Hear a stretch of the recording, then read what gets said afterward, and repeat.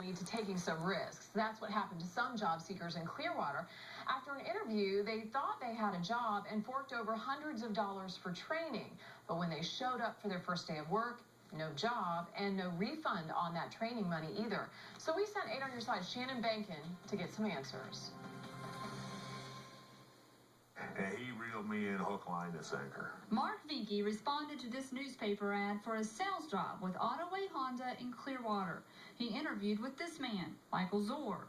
Vinke says Zore told him to report back to the dealership for a 3-day training class. Had us pair off, and one person would be the salesman, one person would be the customer, and we'd basically act out the roles. You know, how would you introduce yourself? At the end of the first day, there was good news. He said, "I'm bringing you on." But there was a big catch. Vinke says he and about 25 others in the class were told they had to pay $629 cash for training materials.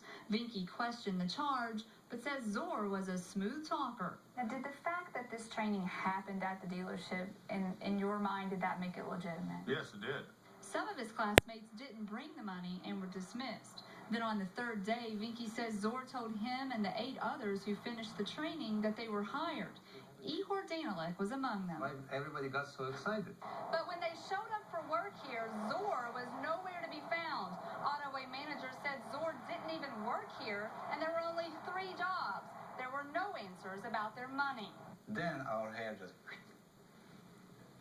What's going on? Hello?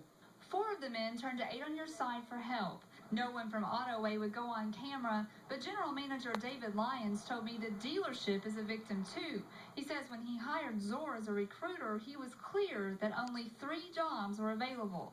Lyons agreed to reimburse the training cost of the 3 people he hired, but was under the impression the rest of the applicants would either be placed with jobs at other car dealers or get their money back from Zore. And I haven't heard from Michael. I tried to contact Zore at the company he owns, Z Motion, in St. John's, Florida. He didn't return my calls, but I did find this. The company phone number shows up on ad after ad for jobs at car dealerships across the country. And there's jobs like this one in Alabama that are very similar to the ones in Clearwater. And I feel like I've been victimized. And that's a feeling I don't like. In Clearwater, Shannon Bankin, 8 on Your Side. One of Zore's coworkers says every student who is told what to expect, every student is told what to expect, and that the company offers help to place them at area dealerships. Autoway says it hired Zore through a North Carolina company called Worldwide Consultants. Worldwide, by the way, has an F rating with the Better Business Bureau and 88 complaints since 2002. A spokesman for AutoNation, which owns Autoway Honda, said, quote, "The company that was assigned used poor judgment. An investigation is ongoing and appropriate action will be taken." In the meantime, the spokesman said all 9 of the job applicants will receive their money back within a week. This economy tempts desperate applicants to do things they wouldn't normally do. Here are some tips to consider. Don't pay money to a company before you get the job. Find out who is interviewing you and check them out first by doing web searches.